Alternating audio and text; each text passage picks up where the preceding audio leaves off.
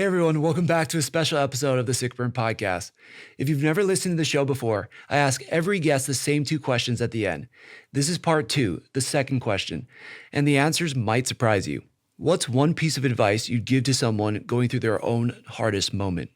The answer to this question has always been incredibly powerful. They come from people who faced real adversity, loss, and life-changing moments, and the perspective they gain through these experiences is something I'm grateful to share with all of you. If you've been enjoying these conversations and helpful life tools, please consider liking, subscribing, and sharing. It really does help us bring these stories, like my guests, to the world. I hope these responses give you a little encouragement, a little clarity, and maybe something you can carry with you through your own difficult times. Aloha, and please enjoy this episode.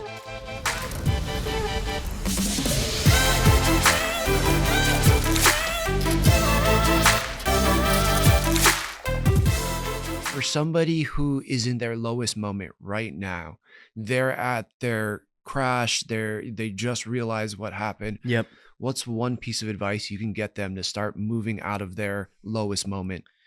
I think that when you're at your lowest moment, you have this perspective. You actually have the bandwidth now to experience great joy.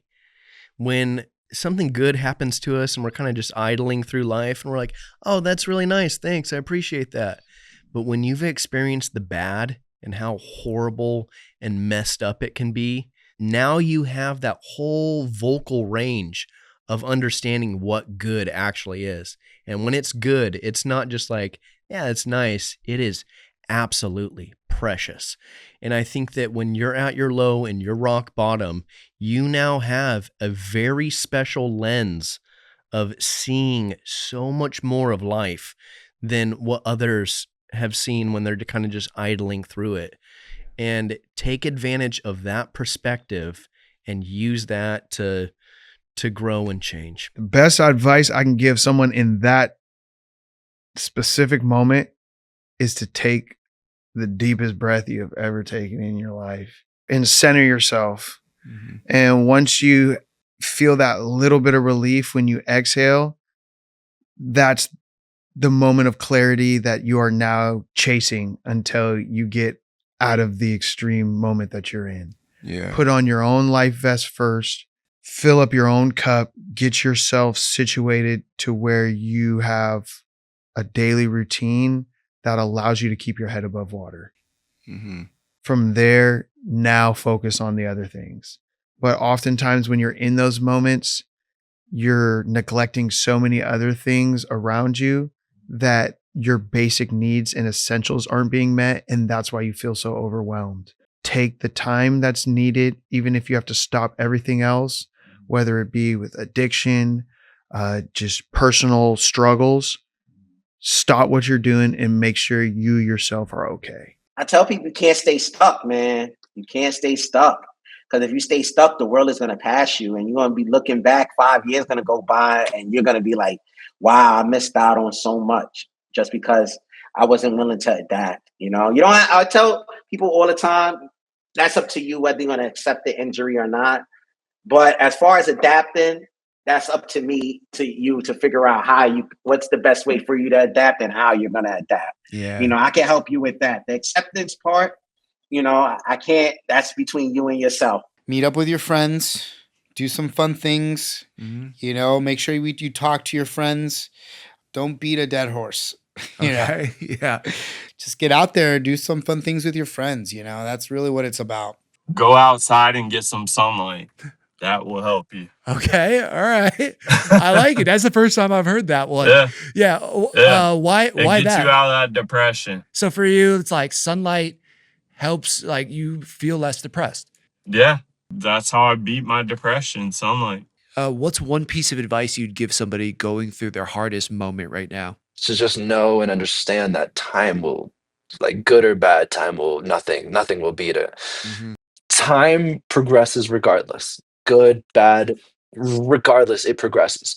But if you are sitting in a negative, self-sabotaging, destructive, self-hating, or any of those ideas, philosophies, mindsets, anything like that, time will only make it worse. You have to break out of that in order for time to do its job. Right. Yeah. You have to, even if it starts with like a positive thought here and there. You know what? I'm probably one of the least positive people I know. Really? I don't look at positivity. I look at neutrality. There is no good or bad. There's just, I'm gonna do this. There is no, this is a bad thought. It's, why did I think that way? Why did I think that way about myself?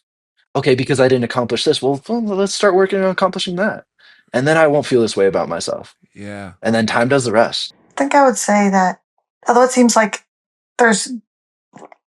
time seems so dark right now and that the best days are behind you, like your future seems so bleak, like you will adapt, like you can adapt to so much more than you think you can. You just sort of haven't been put in that position yet, and you'll be able to get through it even if you don't think you can. Yeah, it's not over till it's over. Okay, I told my fiance, I called him just before I got on here, and I was like, I'm going to do my best not to quote Joe Dirt. Okay. It's the keep on keeping on. Like, you just got to kind of keep pushing through and fake it till you make it. Yeah. And one day, it'll just suck a little bit less than it did before. Like, it might suck for a long time, but you won't even notice that it's gradually starting to suck less until one day you just wake up and you're like, this is great. Like, I'm happy again. I joke around. That's all. That's all I did. Every nurse PTOT. I had to just joke around, just have fun with it. Mess around. Talk about their life stories, and yeah. I try not to bring up my injuries or talk about injuries. I would always ask them, or just jokes at the time, or learn from their mistakes. Because all nurses they go through it. So Yeah. also be nice to the people that are helping you. Because I would hear other patients next door to me, because you're in your own rooms, Right. and they're yelling at the top of their lungs at the nurses, throwing things at them. It's like, I understand your whole body's changed now and for life, but for me, I had to have fun with it, because I didn't want to dwell in my injuries and everything. I did have my sad moments when no one's there and everything, and I think that's when I learned, okay, I can't depend on other people for fun. So I have to stay in my lane and focus on myself. If somebody is going through their lowest moment right now, their fall to rock bottom, they're on the ground, laying prone, their back is just in agony, what's one piece of advice you would give them? Surrender to it. Yeah. Ask that question. Yeah. Really go in yourself and ask the question. One, get away from victim. The victim is never going to get you anywhere. Mm-hmm. I don't give a shit why you're on the floor, but you're there. Mm-hmm. Now, what can you get out of this? Why are you in the presence of this? Right. What that question is asked, what can I glean from this? What can I learn from this? I mean, look at yourself. If there's anybody that can talk about having a total shit sandwich dealt and then look at where you are today. Yeah. There's so many examples. To look into the world and find the people that have had, from a perspective standpoint, look where they were and look where they are. So how did they get there? Yeah. They didn't get there being a victim. Absolutely. I agree. There's no victim for the people that have gone up to here from living here or experiencing this. Absolutely. So what did they do? Mm-hmm. The victim is gone. Just find yourself. Yeah, if you're at your rock bottom, if it means going off on a trip, if it means talking to somebody, if it means walking on the sand by yourself and just listening to your thoughts or listening to the water crash on the sand, figure out who you are and then start again. I want everybody to understand that even if you're going through traumatic experience right now, you're going through pain, that it's not forever. It takes time. Definitely recovery takes a lot of time, but there is light at the end of the tunnel. If you just push and push and push, you will get out of it. And for getting through it, you have to remember there's only one way to go, and that's forward. You can't stay in the present and you can't go in the past. So you just have to go forward. And just don't let anything stop you. Don't let people put you down. Do you. Do what is going to benefit you in the end and make you happy. Live life as the best you can, because tomorrow is not promised. And I We know this for a fact. I tell you right now, what is promised is death. We all die. If somebody is going through their tough time right now, they're going through their biggest loss, their confusion, what's one piece of advice you would give them? There's always hope. When she was going down, when it was like, you knew, it was these last weeks, you got to make a decision whether you're going to give up or you're going to keep holding on. And it's hard when everything around you is burning down. And I couldn't bear the thought of her thinking that I'd given up on her. So I chose to hold on to hope. And, you can say that we lost because I lost her and she was all I wanted. But I would say that we won because we didn't give up, despite all the pain and all the struggle. And I think she would say the same thing to you. It's that there's hope, and it's bigger. It's bigger than this physical space that we are in. Keep going. Don't stop in the flames. Why would you stop there? Why would you stop where it hurts? That would be what I would have to say, is to just keep going, as hard as that sounds, when you have no vision and sight, no care in the world. If you go or stay, just keep on straddling that horse and riding into the sunset, because you'll see it soon. Don't be afraid to reach out. Don't try to internalize it. Don't try to hold it in, try to shove it down. You need to get it out, whether that's with a therapist or your best friend or whatever, someone that you can confide in, that you trust. You need that. Set priorities, but everyone's balancing, different responsibilities, whether it's family, job, whatever it is, right? You're balancing a lot. You have to prioritize which plate is more important at all times. So there was times where my family was the priority, right? Yeah. Where that had to take first priority. There's times where work had to take first priority.